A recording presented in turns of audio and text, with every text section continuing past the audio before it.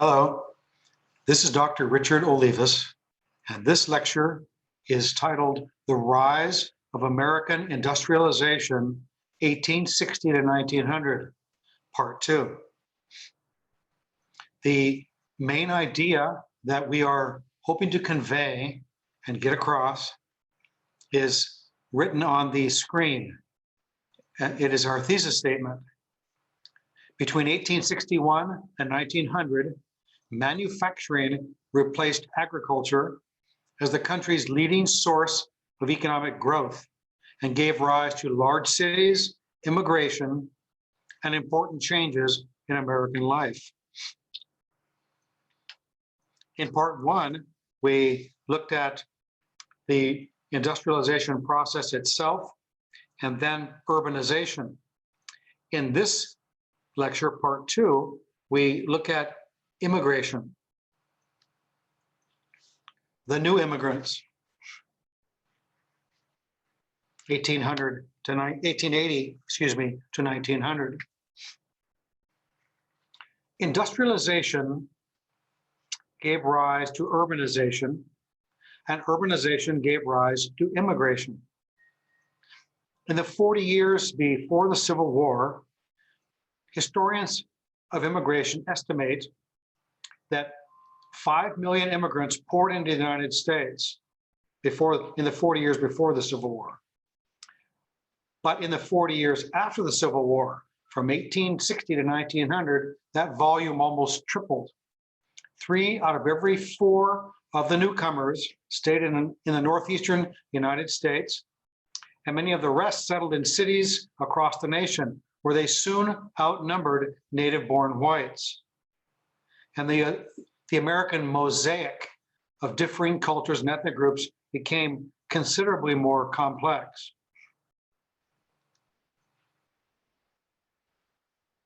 Now we look at the fact that the new immigration comes from different parts of the world than the so-called old immigration. As the flow of immigration increased after the American Civil War, the national origins of those immigrants shifted. Until 1880, historians estimate that 3/4 of the immigrants to our country, often called the old immigrants, hailed or came from the British Isles, Germany, and the Scandinavian countries. But then the pattern slowly changed in ways that increased the ethnic and religious heterogeneity, or the mix of the American people, and it also changed the composition of the American working class. By 1890, old immigrants made up 60% of the total number of newcomers, and new immigrants, mostly from Southern and Eastern Europe, that would mean Italy, Poland, Russia, Austria-Hungary, Greece, Turkey, and Syria, were made up most of the rest. Italian Catholics and Eastern European Jews were the most numerous, followed by people of Slavic origin. So the old immigration, so-called, was from Northern and Western Europe, but the new immigration was from Southern and Eastern Europe.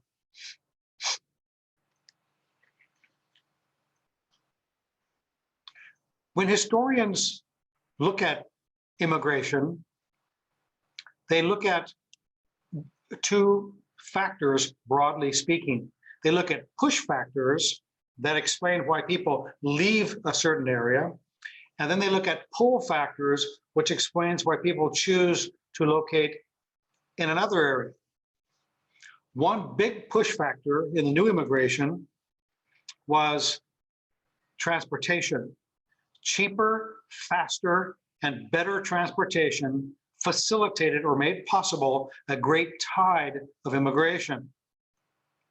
On transatlantic ocean-going vessels or ships, even steerage passengers could now expect a bed with blankets, cooked meals, and a communal washroom.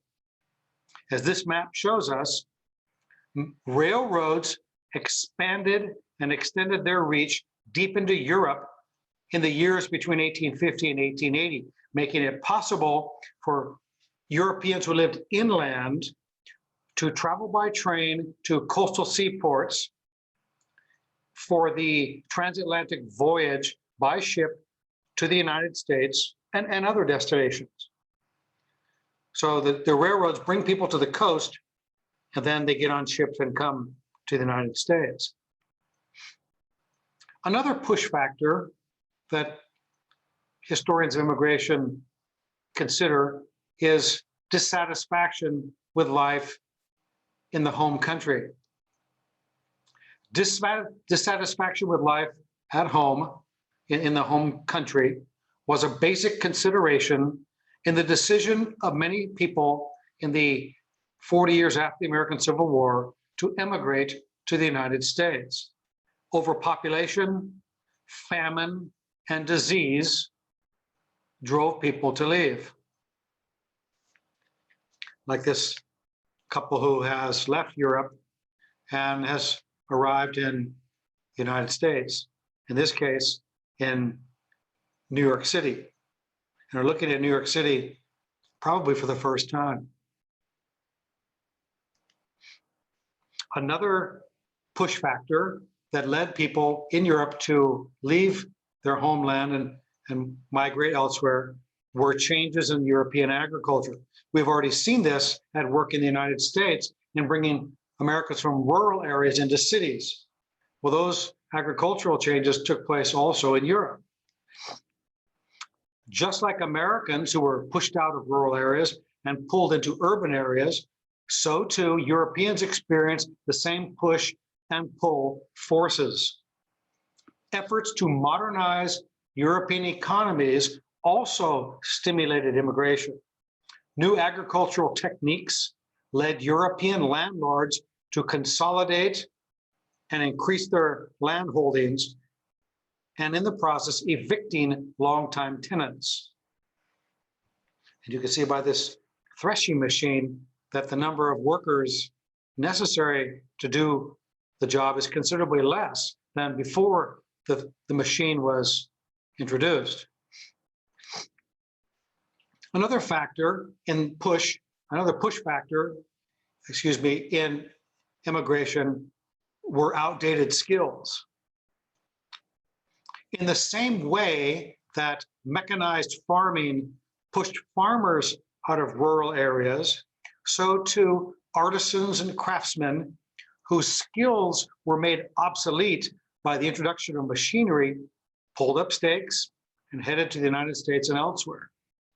In this 1886 painting, glass blowers ply their craft near Venice, Italy, but glass-making machinery soon reduced their numbers considerably. So you're looking at a group of people whose skills were literally made obsolete by machines, in this case, glass blowing machines. Another push factor that has to be taken into account in the years between the American Civil War and 1900 was government persecution of religious and ethnic minorities in Europe. Government policies pushed other people to leave their homelands. In Eastern Europe, especially in Russia, the official persecution of minorities, including pogroms aimed at Jewish people, and the expansion of the draft for the Tsar's army led millions of Jewish families and others to immigrate. This painting, called After the Pogrom, shows Jewish victims of street violence being forced to leave Russia. What is a pogrom? The word pogrom comes from a Russian word meaning to destroy, to wreak havoc, to demolish violently. The term was first used to refer to outbreaks of anti-Jewish violence by non-Jewish street mobs in the Russian Empire during the years 1881 to 1884. Though the precise characteristics of a pogrom is generally considered to be a violent attack against a group based on ethnic identity and is mostly used to refer to attacks against Jews in 19th and 20th century Europe.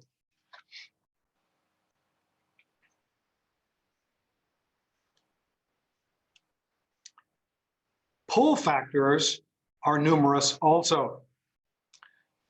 Pull factors are factors which influence immigrants who have been pushed out to decide to locate in one area as opposed to another. One pull factor was recruitment by companies. Opportunities in the golden land of the United States also lured thousands to American shores. State commissioners of immigration, along with American railroad and steamship companies, eager for workers and customers, wooed or tried to attract and pull potential immigrants. Major railroads in Texas recruited immigrants by publishing advertisements like this, the one that you see here, that promised land for immigrants. And if you look at the inside the red circle at the bottom, 5 million acres by the Houston and Texas Central Railroad Company, lands for immigrants. The advertisement, if you look at it in the different sections of it, also highlighted city views, factory jobs, and ranching opportunities. So people would look at a poster like this and be very attracted by the job, farming, ranching, and land opportunities that they thought existed. Another pull factor is recruitment by families and friends. Friends and relatives wrote letters describing favorable living and working conditions and promising to help newcomers find work. They often included money or pictures. The phenomenon of immigrants being recruited through the reports and efforts of their predecessors is what we call sometimes family-based migration. And here is a letter from a woman named Rachel Leah Gottlieb to her brother, written in April 1891. And part of the letter, an excerpt from it, says this. This woman was now in New York and wrote her brother in Poland to encourage her brother to come to the United States also. And she wrote these words. You can see inside the black box there. You should not think that the streets in America are paved with gold. One must work much harder there than in Poland. The only thing is that if one is not lazy, one can have a much better life here than in Poland. So that's recruitment by a family member. One of the largest pull factors, of course, is the desire to work and to relocate in an area where jobs are available. Like rural and small town Americans, Europeans came primarily to work. Most were young, single men who had very few skills, but they wanted to work. When times were good and American industry needed large numbers of unskilled laborers, migration was heavy. When times were bad, numbers fell off. A surprising number of immigrants, perhaps as many as 1/3, eventually decided to leave the United States and return to their native lands. This 1907 photograph by Alfred Stieglitz shows Europeans aboard a ship, many of them in steerage class, that's at the bottom, where cargo was stored below the main deck, but where travelers could find the least expensive accommodations for their transatlantic journey. Stieglitz took this photograph of a ship going to Europe from America, probably because the visas of many of these people had expired, while other passengers probably preferred life in old country Europe instead of the United States. Many returned home, and that's an important group to consider and to study. Now, in addition to looking at Europeans, mostly or increasingly, I should say, from Southern and Eastern Europe, the United States also experienced a large immigration by people from Mexico and China.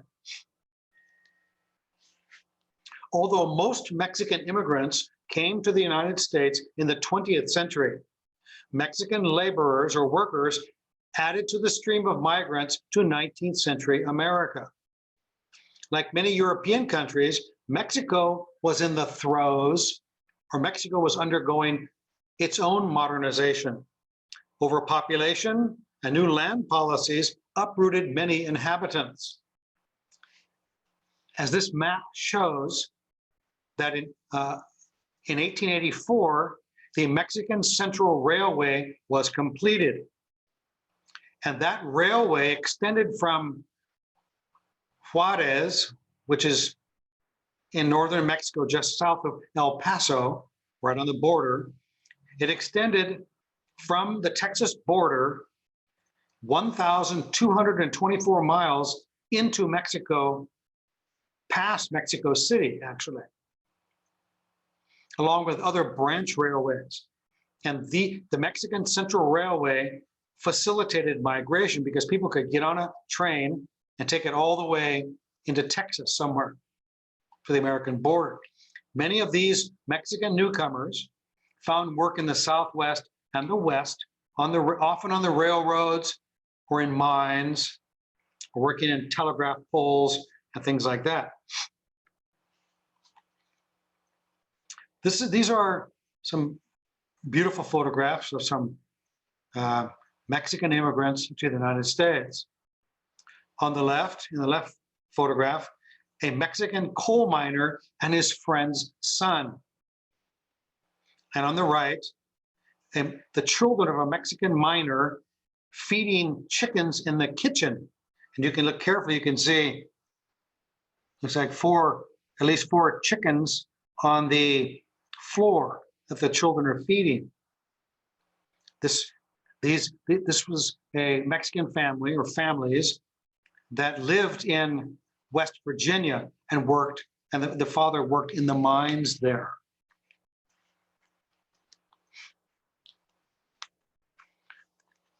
Many Chinese people immigrated to the United States as well.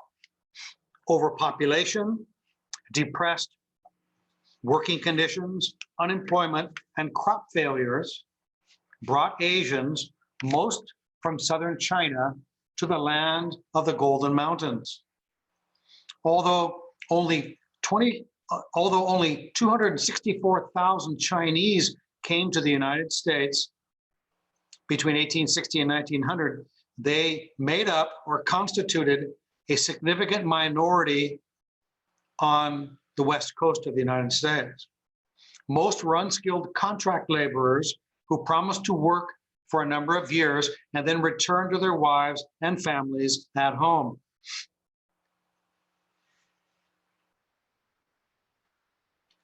This map is taken from the Chinese Railroad Workers in America project at Stanford University. Because Chinese workers were essential to building the Central Pacific Railroad, the western section of the first transcontinental railroad across the United States.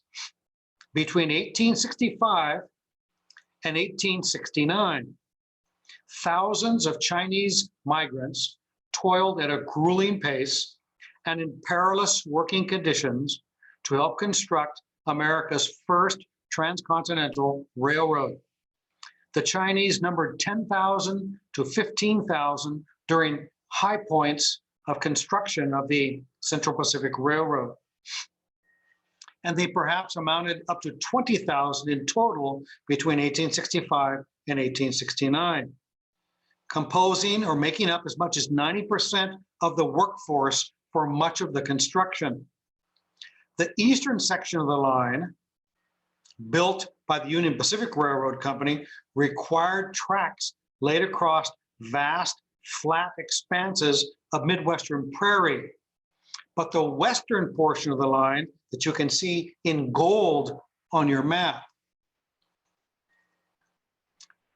that section required tunneling or building tunnels through the imposing Sierra Nevada mountains, blasting and digging cuts through deep rock, carving out 15 tunnels through solid granite at high altitudes, dumping large quantities of dirt and rubble to create landfills, constructing trestles across deep canyons, and building retaining walls. The terrain was a bit easier once they reached the high desert of Nevada and Utah, but there they had to contend with extreme heat, long supply lines, and the breakneck speed of construction.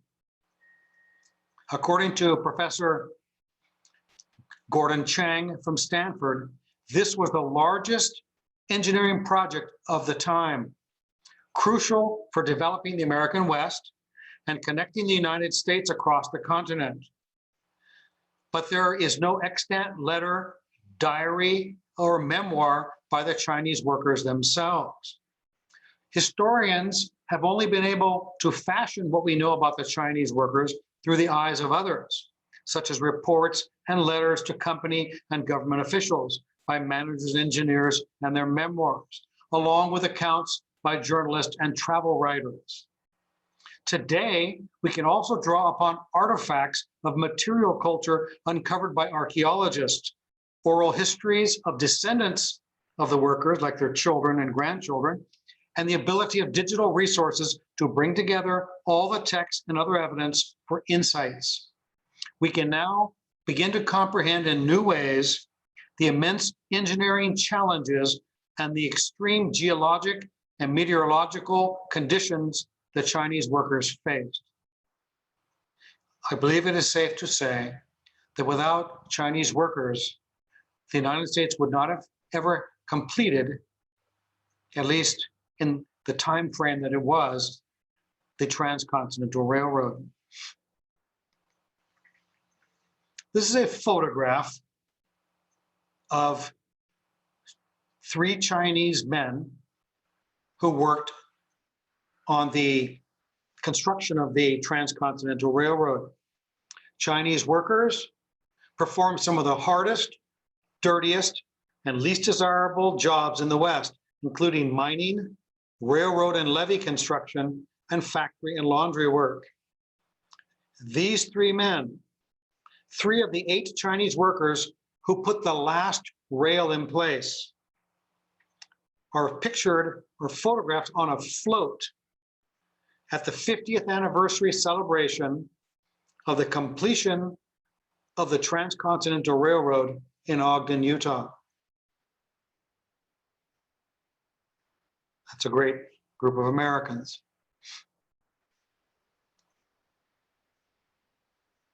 Now we switch gears a little bit to take a look at what it was like to live inside a modern industrial city.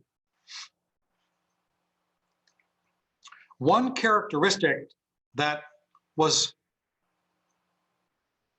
very evident then, and we must say evident even now, are the stark inequalities side by side in the industrial city. Late 19th century industrial cities had new physical and social arrangements. Slums, which were not new, seemed disturbing because so many people lived in them. Yet these same cities also boasted grand mansions, handsome businesses and industrial buildings, grandiose civic monuments, and acres of substantial middle-class homes.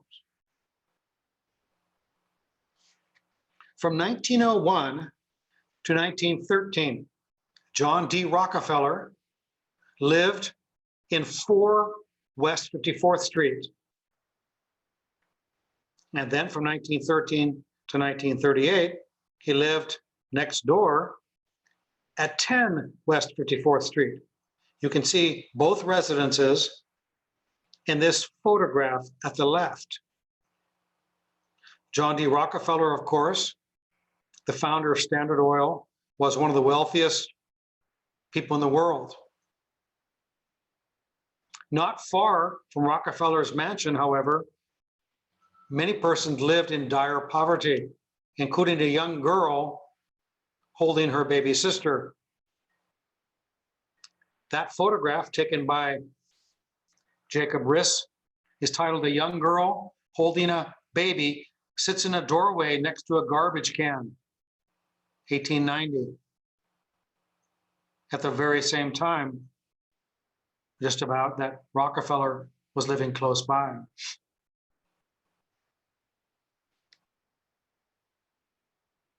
In addition to being cities that had poverty and wealth very close to each other, modern cities also were different in other ways. In the early years before the Civil War, it was very common that many American cities were what we call walking cities. That would include cities like Boston, New York, and others, Chicago, and others.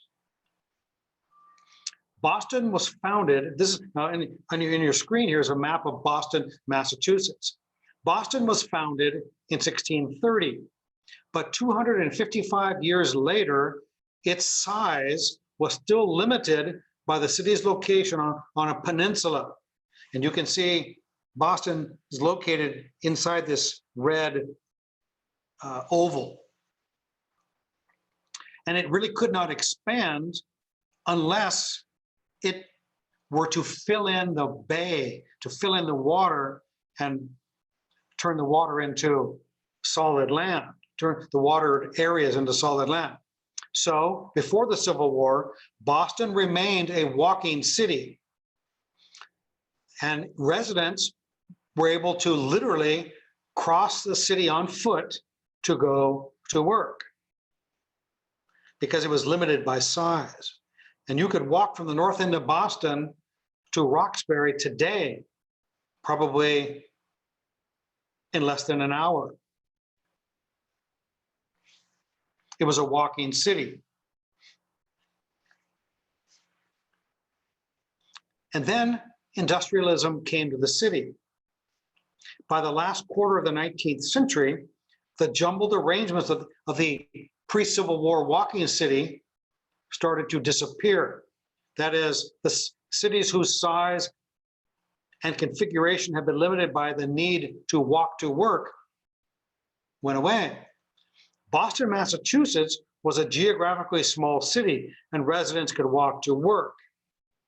When industries like breweries, in this image on your screen, when breweries were established in Boston, they found sites in existing neighborhoods next to residential homes. Since specialized manufacturing districts did not exist yet.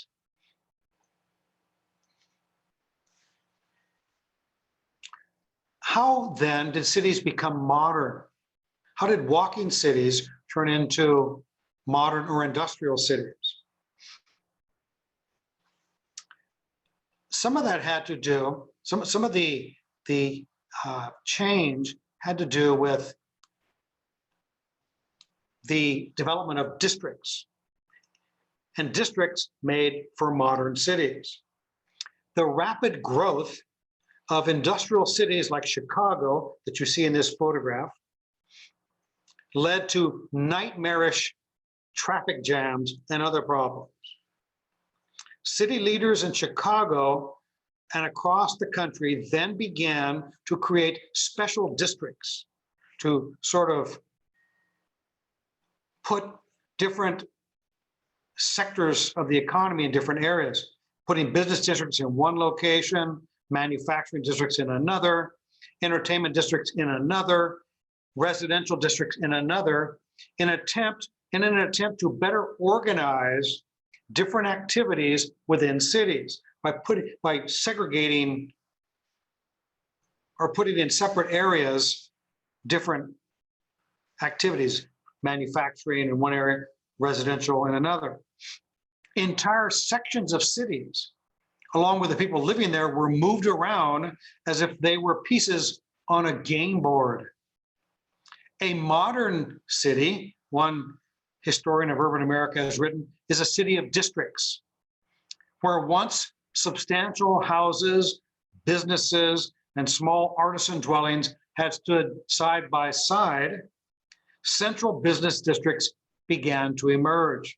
Here were banks, shops, theaters, professional firms, and businesses. Surrounding the business center were areas of light manufacturing and wholesale activity with housing for workers. Beyond these working class neighborhoods were stretched middle class residential areas. Then came suburbs with pure air, peacefulness, quietude, and natural scenery. Scattered throughout the city were pockets of industrial activity surrounded by crowded working class housing.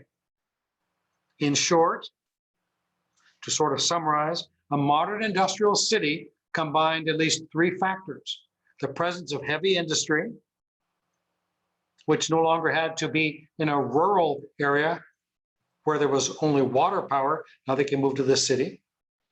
So heavy industry. 2, a heavily developed central business district. And 3, an urban transportation system. The downtown poor. When modern industrial cities began to replace older walking cities, areas of industrial activity were surrounded by crowded working class housing. This new pattern, with the poorest city residents clustered near its center, is familiar even in certain US cities today. However, it reversed the early 19th century urban form when most of the desirable housing was in the heart of the city.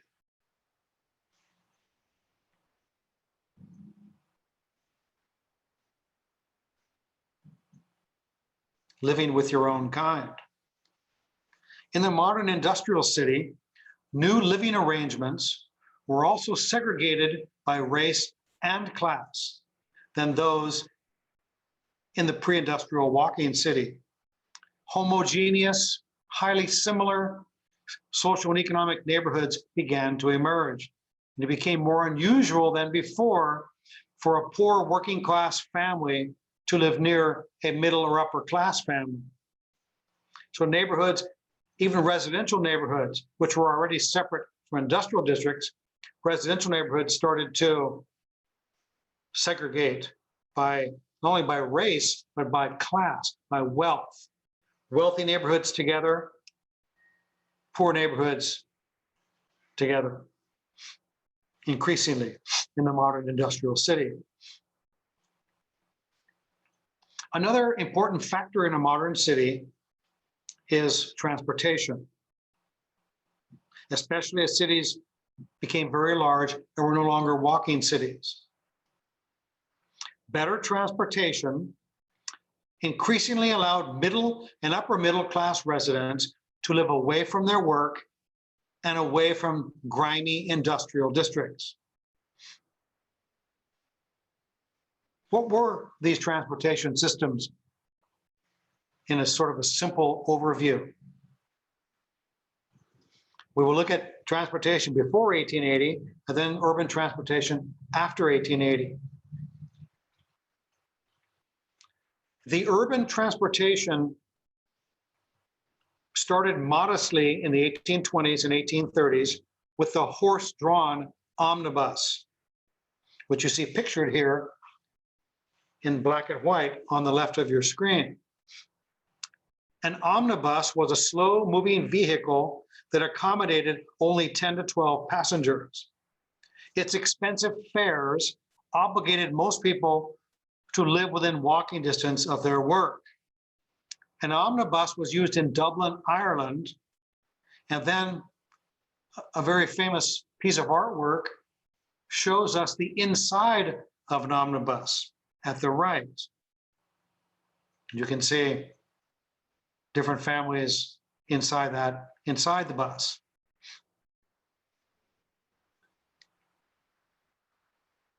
In the 1850s, many cities began to introduce horse-drawn railways. Instead of having an omnibus pulled by a horse, now railways pulled cars over rails or tracks.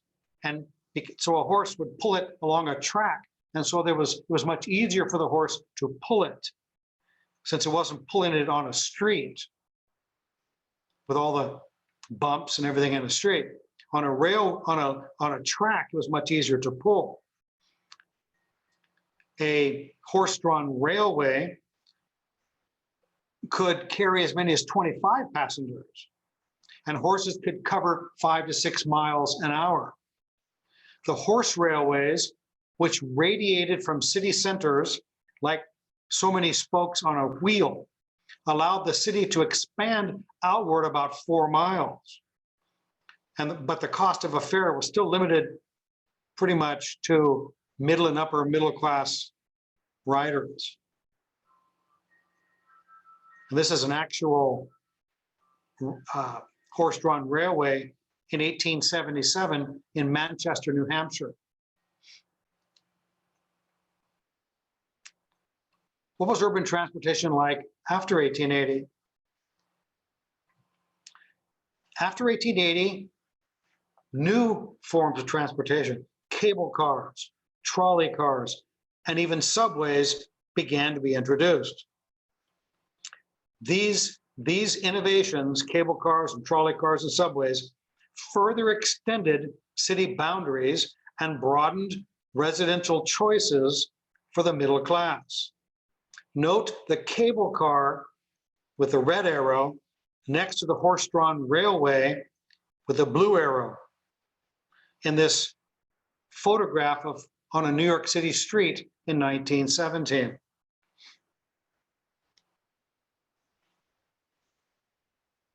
What was it like in point 8 to live in a city? What was the community like? What did people do for entertainment? What did they do to spend their leisure time and things like that, to the extent that they had leisure time? First, we must make mention of working class neighborhoods. Like you can see in this picture from Detroit, Michigan in 1889, working class neighborhoods clustered near the center of most industrial cities in the United States. And you can see the smokestacks in the picture sort of scattered over Detroit, but in different areas. There's an area in the center, an area in the back left, an area in the back right. Here in these areas live newcomers from the American countryside, and because most immigrants settled in cities, crowds of foreigners as well. Ethnic groups frequently chose to gather in particular neighborhoods, often located near industries that required their labor. In Detroit in 1880, for example, 37% of the city's native-born families lived in one area, whereas 40% of the Irish inhabited the so-called Irish West Side. Over half the Germans and almost 3/4 of the Polish immigrants settled on the city's east side. Such neighborhoods often had an ethnic flavor with small specialty shops and foreign language signs. But they were not ethnic ghettos. Immigrant and native-born Americans often lived in the same neighborhood, on the same streets, and sometimes even in the same houses.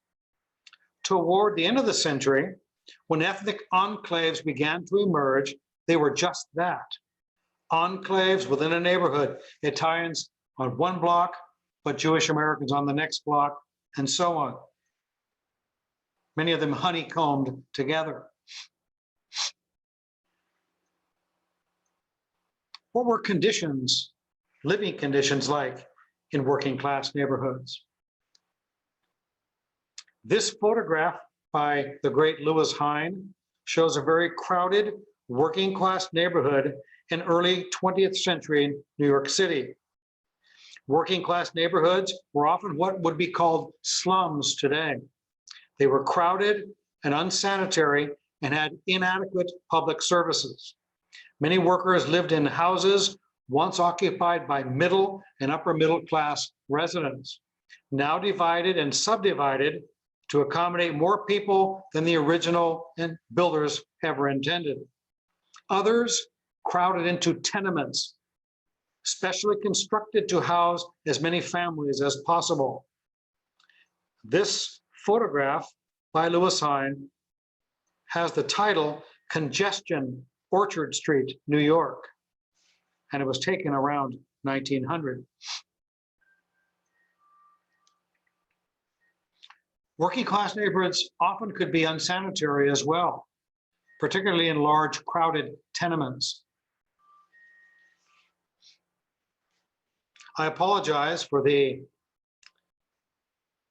shocking nature of this photograph, but it was very common for immigrants in large industrial cities to see something like this.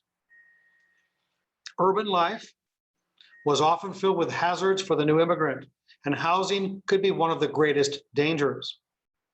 At the turn of the century, more than half the population of New York City and most immigrants lived in tenement houses, narrow, low-rise apartment buildings that were usually grossly overcrowded by their landlords.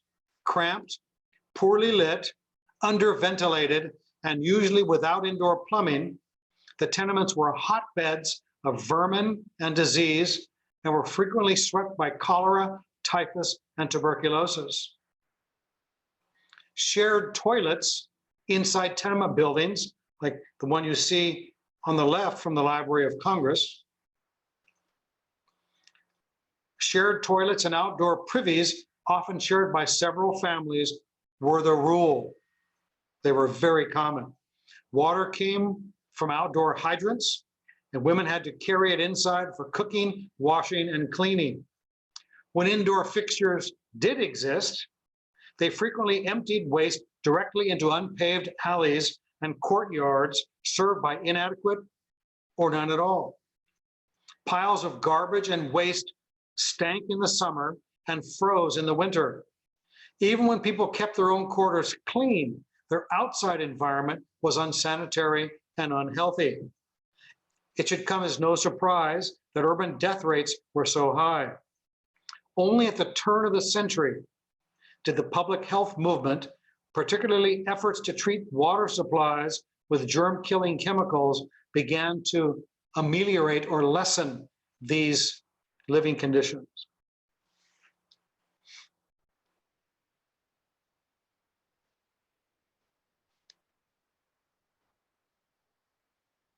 But we must be careful as students of history not to overemphasize the negative aspects of a working class neighborhood in a large industrial city. Because drab as their neighborhoods often could be, working families went to great lengths to create a community life that helped alleviate the dreariness of their physical surroundings. The expense of moving around the city helped encourage a neighborhood and family focus. Long hours spent at work meant that precious free time was likely to be spent close to home. This photograph is called Mulberry Street, New York City, also taken around 1900. And if you look at it, you can see the vibrancy, the energy and the activity in the street.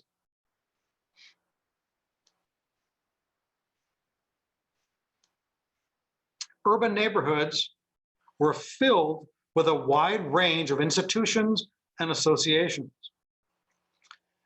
Often these institutions and associations were based on religious and ethnic ties or connections, but they made residents feel at home in the city but at the same time did separate them from native-born Americans and even other ethnic groups. Irish associational life, for example, centered around the Roman Catholic parish church, like the one you see in this photograph from Chicago, taken in the 1870s. The Roman Catholic parish church was the center of everything, with an Irish priest and its many religious services, clubs, and group activities. Catholicism had fused with nationalism in an Ireland that historically had been dominated by Protestant English landlords.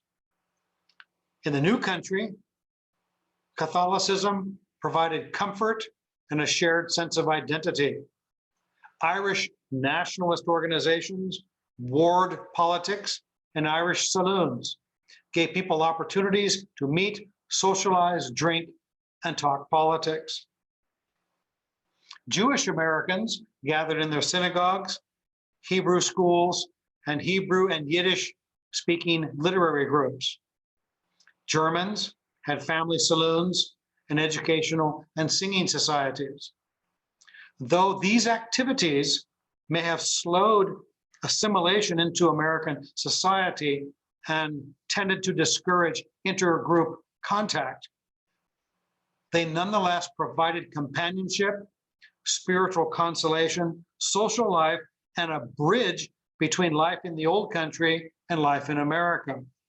Working class men and women were far from being victims of their environment. They found the energy, squeezed out the time, and even saved the money to support networks of social ties and associations.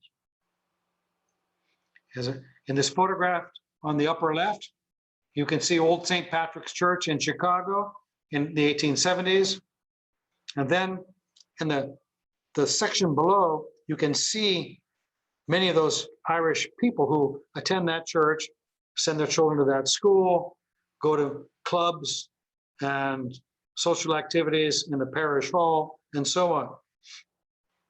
That church still exists, by the way, in the great city of Chicago. What was it like to be a middle-class resident of an industrial city? Because we've looked somewhat at the working class, the laboring class. What was it like for the middle class, the wealthier groups of city residents? As we saw earlier, many of the middle class used the new urban transportation systems to move outside or further out of the city, and they could take transportation into the city to work and then back to their homes. On the edges of the city were houses for the middle class and the rich, who made their money in business, the professions, or perhaps they inherited a family fortune. Public transportation sped them downtown to their offices and then home. Notice this photograph of houses in West Philadelphia taken in 1905. Notice the streetcar tracks in front of these suburban homes in Western Philadelphia. You can see, if you look carefully, a for sale sign.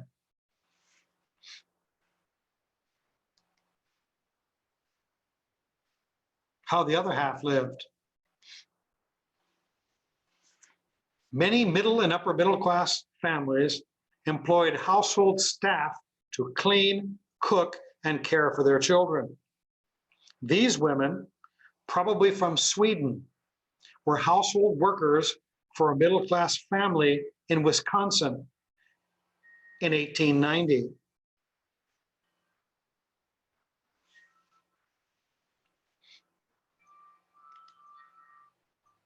Looking at life from the top down, instead of looking at life from the bottom up.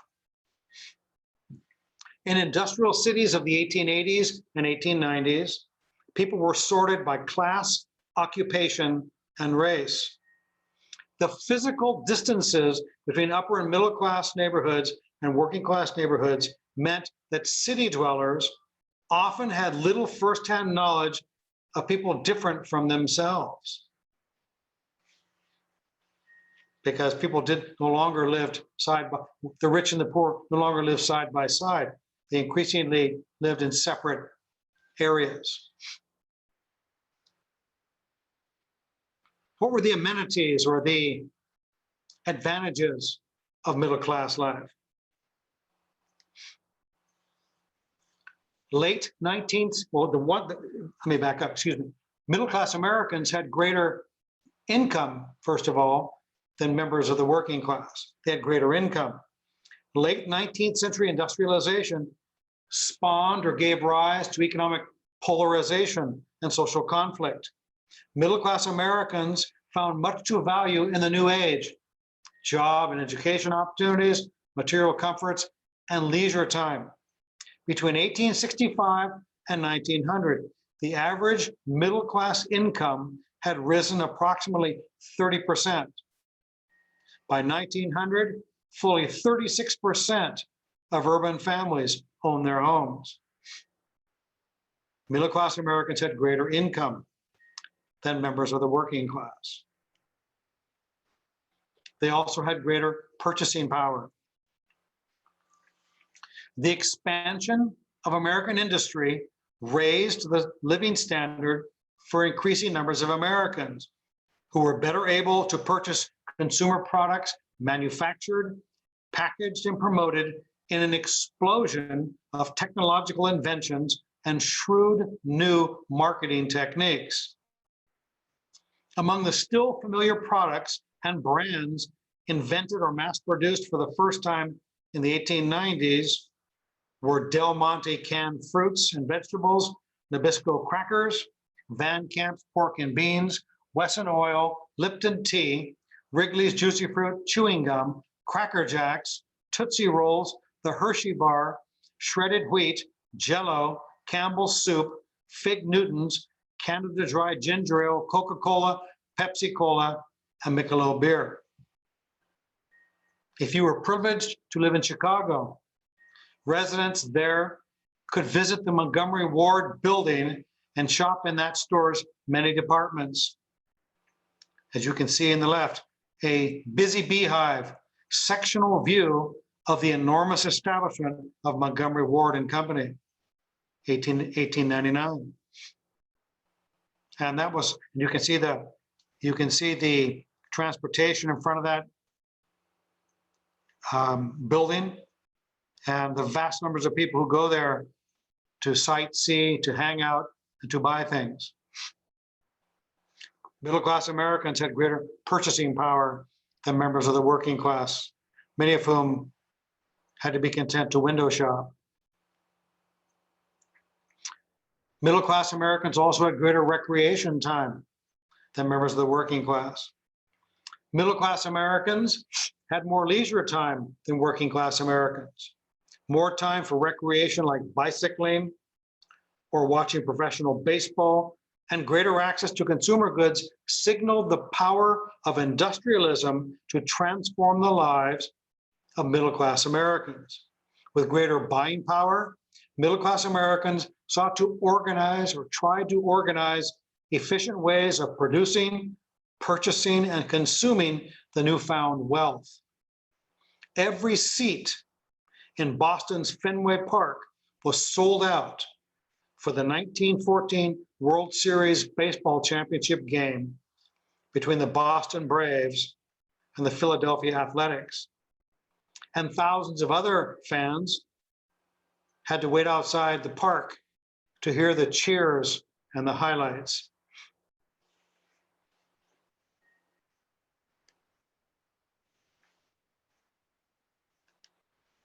Middle class and upper class Americans also began to adopt consumerism as a lifestyle.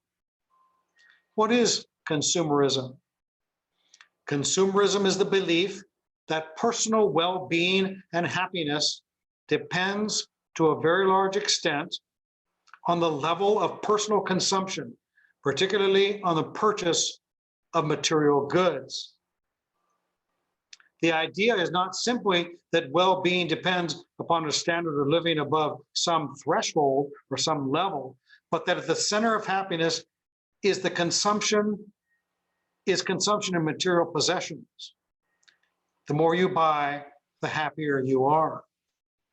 A consumerist society is one in which people devote a great deal of time, energy, resources, and thought to consuming.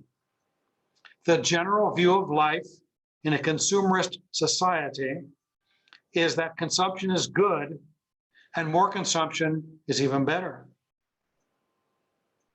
American women, agents of the rise in consumer spending, were themselves often on display as stylish objects of leisure and ostentatious show-off wealth. Shopping for home furnishings, clothes, and other items became an integral part of many middle-class women's lives. Immigrant servant girls relieved urban middle-class wives of housekeeping chores, and smaller families lessened the burdens of motherhood. Many luxury goods were found in the new department stores that began to appear in the central business districts in the 1870s, like the Montgomery Ward store in Chicago. This store was founded by John Wanamaker, and John Wanamaker opened this store named after him in Philadelphia in 1876. This photograph, by the way, was taken in 2007. So the interior with historic organ, Wanamaker's department store, is still there. It's amazing.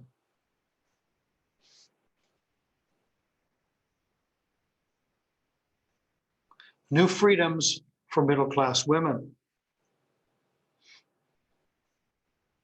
At the same time that many middle-class women enjoyed more leisure time and enhanced purchasing power, they won new legal and social freedoms. Several states granted women more property rights in marriage, adding to their growing sense of independence. Women, moreover, finally cast off confining crinolines and bustles. The new dress, a shirtwaist blouse and ankle-length skirt, was more comfortable for working, school, and sports. Some historians have called this fashion freedom. The Ladies' Home Journal recommended bicycling, tennis, golf, gymnastics, even having fewer babies to women in the early 1890s. And in this advertisement, you can see a woman who has experienced a measure of fashion freedom and is dressed more appropriately for bicycling. This 1897 painting by John Singer Sargent displays one image of the new woman, one who is attractively active and even slightly rebellious. In this painting, the woman confidently occupies the center of the frame, while the husband behind her, almost out of the frame in the shadows, allows her, not him, to be the central focus.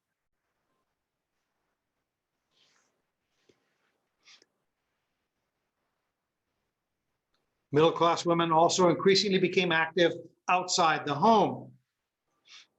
Using the newfound freedom, women joined organizations of all kinds: literary societies, charity groups, and reform clubs like the Women's Christian Temperance Union gave women organizational experience, awareness of their talents, and contact with people in problems away from their traditional family roles.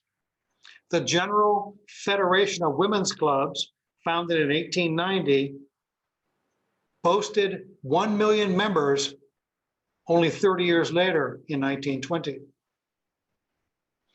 The 1893 economic depression stimulated many women to become socially active.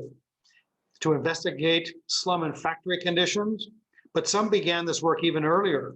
Jane Addams told her graduating classmates at the Rockford, Illinois Female Seminary in 1881 to lead lives filled with good works and honest toil. Then went off herself to found Hull House, a social settlement that did more than its share of good works. The women in this photograph founded a reform club for African American women in the Newport, Rhode Island area. And this photograph was taken in 1889.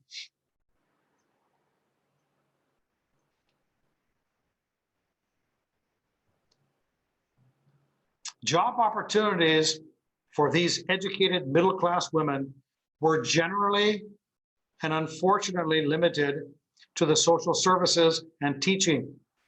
Still regarded as a female occupation, teaching was a highly demanding job as urban schools expanded under the pressures of a burgeoning population. Women teachers, frequently hired because they accepted lower pay than men, often faced classes of 40 to 50 children in poorly equipped rooms. In Poughkeepsie, New York, where Vassar College is located, teachers earn the same salaries as school janitors. By the 1890s, the willingness of middle-class women to work for low pay opened up new forms of employment in office work, nursing, and clerking in department stores. In San Francisco, the number of clerical jobs doubled between 1852 and 1880. Moving up to high status jobs proved difficult, even for middle-class women.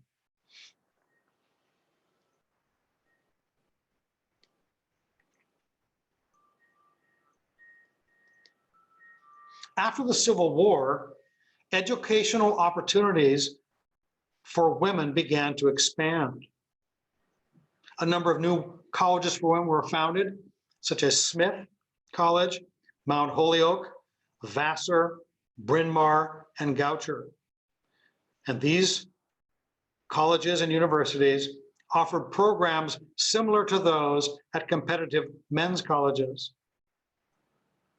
You can see this painting called Schoolgirls, 1880. You can see these young women, young middle-class women going to class. On the left, you can see a woman carrying milk pails. And on the right, a woman begging on the street. Some women saw economic opportunity pass them by because they had no education or had no skill, they couldn't get a highly skilled job. These young women are very optimistic as they look forward to the future in the hope that education will open up doors for them.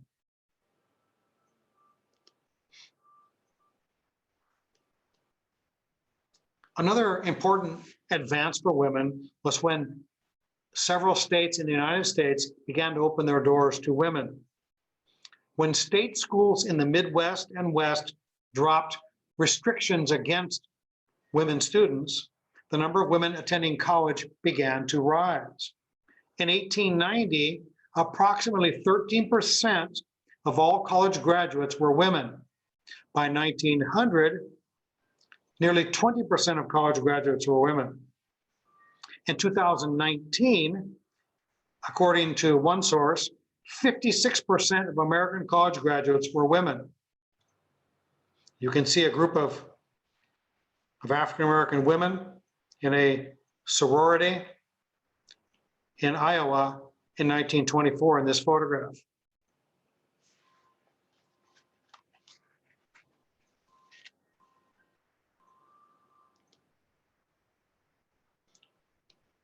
Women also began very slowly to enter the professions. As middle-class women began to enroll in college and universities in greater numbers, higher education began to prepare them, or tried to prepare them, for conventional female roles, as well as for work in public service. A few courageous graduates succeeded in joining the professions, but they had to overcome numerous barriers. Despite the obstacles, 2,500 women managed to become physicians and surgeons by 1880, which would be about less than 3% of the total number of physicians and surgeons in the United States. Women were less successful breaking into the legal world. In 1880, believe it or not, fewer than 50 female lawyers practiced in the entire country. By 1920, only 1.4% of the nation's lawyers and judges were women. Despite such resistance, by the early 20th century, the number of women professionals, including teachers, was increasing at 3 times the rate for men. Florence Bascom, in the photograph at the left, Florence Bascom was the first woman to earn a PhD from Johns Hopkins University, and she did it in 1894. And she was the first woman elected to the Geological Society of America. She was professor of geology at Bryn Mawr College from 1895 to 1928, and active as a researcher with the U.S. Geological Survey from 1896 to 1836. An authority on the crystalline rocks of the Piedmont, Bascom helped to train the majority of female geologists in the United States during the early 20th century.